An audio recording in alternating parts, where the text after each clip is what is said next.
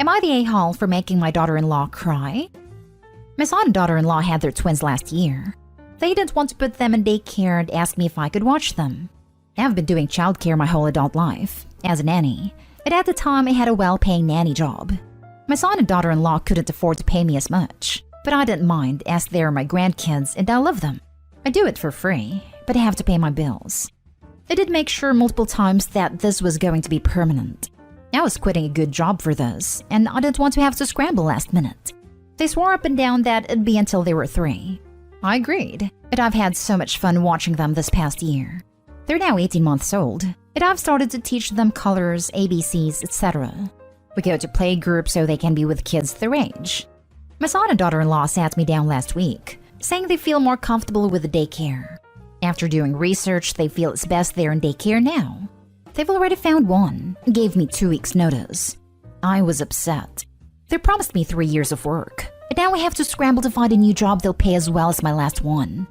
I said all of this, and they said it wasn't fair for me to expect them to keep to that. I pointed out what this would do financially to me, and they said they had to think of themselves. They're paying the child care more, but it's worth it. I said now I don't know how I'll pay my bills, including my son's student loans that I pay. I left shortly after. My son says his wife cried and that I shouldn't have guilted them about this. He said bringing up the money was manipulative. Am I the a-hole? As I know of, they're only sending them to daycare for socialization. They say there's nothing wrong with my care. Now for the comments. Not the a-hole. They broke their commitment, and they are a-holes for making you pay student loans. Stop paying immediately if you can. This times 100. Do not pay student loans. If they can afford daycare, they can afford to pay loans. Not the a-hole. And stop paying your son's student loans, unless they are in your name. Even then, she should heavily put the onus on him to pay. You can clearly afford your student loans by yourself like an adult now. So since you've broken our commitment to me and I have loss of pay, I'm stopping my generous contribution to your financial obligations. Not the a-hole. Did you have any kind of formal contract? I would strongly consider not paying your son's student loans either. Typically, I would have a contract, but they were family, so I thought we'd forgo it. I didn't think they'd screw me over. The loans are in his name, but we had an agreement that I'd pay the loan and he'd pay interest. Is that agreement in writing? Lol. What's good for the goose is good for the gander. It's not. I'll probably stop paying. Next story.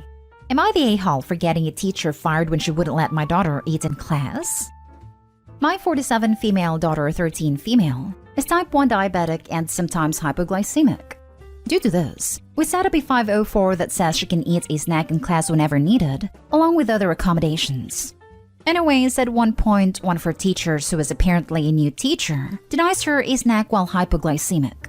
She nearly passes out, but then the next class she's in, the teacher has enough common sense to let her eat a snack before passing out at school. When she told me, I immediately called the teacher. When she called back, I lectured her and told her that she needed to let my daughter eat a snack when needed. She says snacks aren't allowed in class, but I tell her that due to my daughter's 504, she's legally required to give my daughter an exception to that rule, and recommended she give it another read. Before hanging up, I tell her that if she does this again, I will contact the principal and let him know. I recorded this call in my husband's phone, by the way. A month goes by and the same thing happens again. I request a meeting with the principal and my husband plays back the call between me and the teacher. I tell him she has done this twice and needs to have a talk with her. Turns out, he actually fired her for ADA violations. How do I know? I ran into her in public, and she told me that it's my fault I got her fired over some stupid snacks, and that I need to stop raising an entitled brat. Instead of arguing back, I just walked away. Was I really the a-hole? Did I actually go too far? Not the a-hole. A 504 is legally binding agreement that the school has to follow. The teacher was actually probably fired because she didn't follow the 504, and the school could get in trouble for that. ADA is the American with Disability Act, so I believe it would be an ADA violation to deny my daughter an accommodation that she needs. Not the a-hole. It's your fault that you threw your career away over some stupid snacks. I'm honestly baffled by the stupidity of this teacher. Not the a-hole. She put your daughter's life at risk. Twice. The school did her a favor, frankly, by firing her. Better be fired than let your foolish choices harm a child in your care and then have to deal with the consequences. In a way, the teacher was saved from herself. This reminds me of the idiotic high school coaches who harm children through negligence, but not recognizing heat stroke or other injuries. It is so easy to not actively fatally harm children under your care. Next story is titled, Am I the a-hole for telling my mom it's her fault I live in a cave? So my 18 female mom has been charging me market rate rent since I started working at 16, and I was left with travel money and just about had food money left. I got a pay raise recently, earning pretty much double what I was previously, and she tried to up my rent even further. When I refused, she kicked me out. This was the end of July and I'm just now kind of back on my feet. Recently moved into an apartment and my rent is quite high, and because it was furnished, I have a slight bit of wiggle room to start buying the essentials. I've started with the stuff I just need. I still haven't gotten around to buying real plates or cutlery because I haven't been able to, so I've been eating off plastic. I also have one light bulb, and I just take it from room to room. So, my mom asked if she could come over and talk yesterday, and I agreed to it. She came over, and the first thing she did was complain about how bare and dark it was. It was bright when she first came, so I was using the natural light. She eventually decided to order us food, and when it came, she asked where the forks were. She got them and got really angry that they were plastic. She went off at me, saying I can't afford this place since it's like I'm living in a cave, and that I should find something cheaper. I told her if she wasn't charging me more than what I'm paying here, I would have savings that didn't all go on an emergency deposit, and maybe then I'd have light bulbs and stainless steel forks. She thinks I'm being an a-hole for back talking. Am I the a-hole?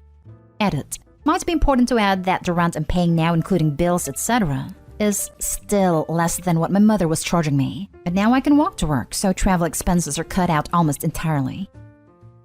Not the a-hole, and let me go ahead and say something your awful mother never will. I am so proud of you. You are building your future one light bulb at a time, and not complaining one bit. You got out of a bad situation and are working to be financially stable. Those are all big accomplishments, and you were amazing for them. I suggest that you start limiting contact with your mom.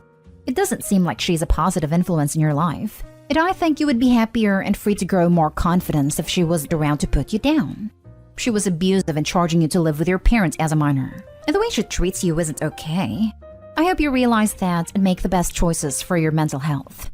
Oh, also, I don't know if this will apply for you, but check with your power company. Mine sends boxes of free light bulbs for part of an energy initiative.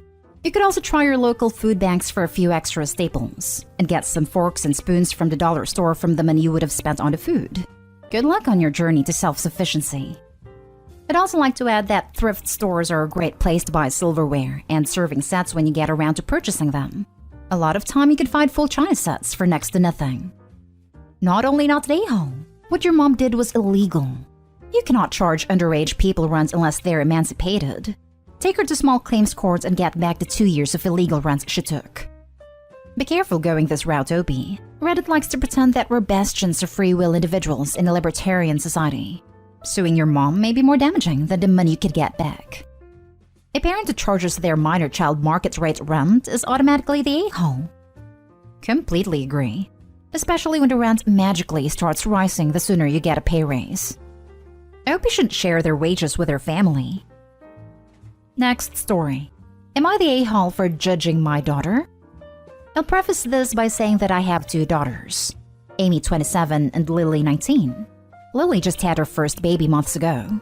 The father is out of the picture and she's only went to college 1 year, then dropped out to focus on her son. She's living with us right now and doesn't work. Amy is a college graduate, working and is engaged. She's doing well financially. She and her fiance bought a decent apartment together. She visits every now and then, and she visited us yesterday for half an hour to tell us she was going to Ohio on a field trip with her friends and visit many places and national parks there.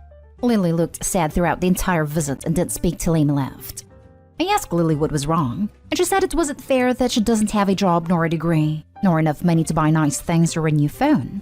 And not even time to go on trips and enjoy herself. While Amy has money, recently bought a new apartment, and is going on a trip every now and then. She said it wasn't fair because she is younger than Amy and deserves to live her life too. And she asked, why? I frowned because I sensed some envy and resentment towards Amy. Even though it's not her fault, this is how Lily's life is like. I answered her question by saying that Amy didn't make any of the decision Lily did, and didn't choose all the roads Lily did. and so she shouldn't compare herself to her. Lily looked at me stunned, saying that I just basically blame her for the decisions she made and the roads she chose to walk down. I didn't respond, and she lashed out saying I was clearly judging her, which was cruel of me since she never said she regretted having her baby or dropping out of college, but I made it about that. I said I was sorry she misunderstood my point, and she called me a few names, then stormed out of the kitchen and kept ignoring me and refusing to speak to me, saying I know what I did. Am I the a-hole? Not the a-hole. Your delivery might have been a little awkward, but it was the truth. Lily's living with the consequences of her own decisions, which is adulting 101. Amy's also living with the consequences of her own decisions. If Lily doesn't like her life, then she can choose to change her situation. From the sounds of it, you are supporting Lily and her child, at least by keeping her housed. She sounds a bit entitled, spoiled, but perhaps needs mental health support to help her see her future differently. It might even be time to talk to Lily about her long-term plans. It's also not too late for Lily to turn her life around. If she wants Amy's life, she can go back to school and get that degree. Work out some sort of babysitting schedule or childcare plan. Lily should also remember that Amy has an 8-year head start on her. It's unrealistic to expect to have hit the same milestones as a 27-year-old woman at age 19. 1000% not a hole. She has a baby young. It's a different path. It's not going to look as shiny as someone who took a different path. Sounds like Lily just saw the consequences of her choices, but still doesn't quite get it. You said nothing wrong. You didn't blame her for her choices or victimize her. You just let her know there's a reason their lives look different. I hope she kicks the entitled attitude soon, though. Not today, home. She reacted how a child would react. I suppose she wanted you to tell her that nothing is her fault and reinforce her point that life isn't fair. I think you dealt with it the correct way. You explained that the decisions you make in life have an outcome. Lily looked at me stunned, saying that I just basically blame her for the decisions she made and the roads she chose to walk down. I'm stunned that she was stunned at the idea that the decisions she made and the roads she chose to walk down are her fault. And now for the last story. Am I the a-hole for telling my mom's friend the reason I'm not interested in her daughter? So, I stopped by my mom's house to pick up some stuff yesterday. Her friend was over because they had just gotten back from shopping. I've known my mom's friend Carla for a while. She has a daughter my age, and Carla has hinted before about introducing us. Well, I was running some stuff back and forth to my car when I heard Carla talking to my mom about how she just wished her daughter would get her life together and meet someone nice. Then she called my name and asked if I'm seeing anyone, to which I said no. Then she was all, "You should take my daughter out sometime. I'm sure you'd hit it off. She needs to meet a nice guy like you." I was like, I'm not sure. I'm kinda busy. Then I went back in my old room. I've heard enough from both Carla and my mom about her daughter to know that she's not my type. Her daughter was in a 2-year college for 4 years and then dropped out, which is normal and not bad. Then she had a decent job and quit because it was boring. She has a substance problem and is in and out of rehab, and she bounces from one guy to the next, and somehow gets them to pay her bills. A while passed and I got what I came for and was saying goodbye to my mom when Carla started badgering me. "So, when are you going to take her out?" I let her know. I said, "Like I said, I'm kinda busy right now." "Too busy to take a nice girl out on a Friday?" "Yeah, and I'm not really interested, sorry." "Well, why not?" "She's a nice pretty girl. You'd be good for her." I was getting annoyed because I felt cornered and looked at my mom for help, but she didn't do anything. So I said, "Yeah, maybe, but that doesn't mean she'd be good for me." What's that supposed to mean? "Well, I'm not really into girls that don't have a job and have addiction problems." She flipped out and said she can't believe I'd be so rude. She's known me since I was a kid, and that she was trying to fix me up with her daughter. I should take it as a compliment. Instead of insulting her daughter, I could have just said no. I left and my mom called me later and said it was really mean to say that to Carla when she was just trying to be nice. That I came off like a snobby a-hole. Even if I wasn't interested, I could have been nicer about it. Am I the a-hole? I could have just said no, which is exactly what you did.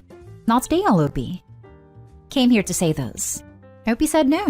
She shouldn't have asked why if she didn't want to hear the answer. Even if the answer wasn't she's an addict, it was bound to be something that was not going to be complimentary. She's the a-hole for asking the question and then getting mad at him for answering honestly. Right? Like, what possible answer to that question would be deemed acceptable? I've taken a lifelong vow of celibacy? Your daughter is such a paragon of purity that I may only worship her from afar from anonymous tokens of my undying devotion. I'm a werewolf, and your daughter deserves someone who won't turn into a man-eating monster once a month. Obviously, it's a rhetorical question meant to manipulate Opie into a reluctant agreement to take her out. But people who ask blatantly manipulative rhetorical questions deserve actual answers. Her mom has stated she has substance problem and uses guys. Why would you even want that in your life? Edit. Forgot to say you did say no more than once. They pushed, and it's their fault for the response in my mind. Yeah, if Opie had said the insults right off the bat the first time Carla ever mentioned dating her daughter, it'd be an a-hole. But it's clear she's been at it a long time. And during this visit Carla kept pushing, Opie tried to be polite and brush it off as not wanting to date anyone at the moment, which is the gentlest rejection ever. Not only would she not take no for an answer, she demanded to know why Opie wasn't interested. It's not really his fault she didn't like the answer. People who are super pushy about trying to matchmake others are total a-holes to me. Even if the person they're being pushy about isn't a bad person or anything like that, it's still annoying if they won't just listen to a no.